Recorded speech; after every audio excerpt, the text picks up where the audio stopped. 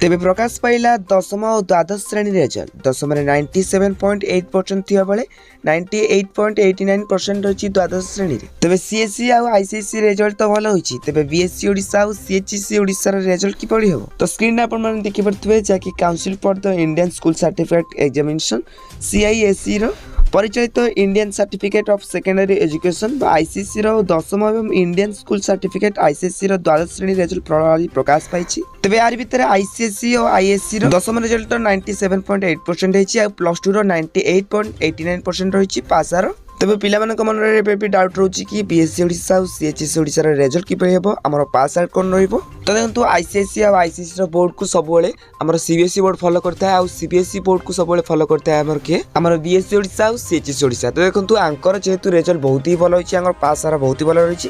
तो एथुर आपण मन को अनुमान करा जाउछि कि ए वर्ष दशम और प्लस 2 पिला मानक रिजल्ट बहुत ही भलो हेबो समस्त पास करिवे। तो बाकी रहला हमर रिजल्ट केबे प्रकाश पाइबो। तो देखंतु आईसीएससी और आईसीएससी रो रिजल्ट तो प्रकाश पाइ गला बाकी रहला सीबीएसई बोर्ड तार रिजल्ट बहुत जल्दी प्रकाश करिवो।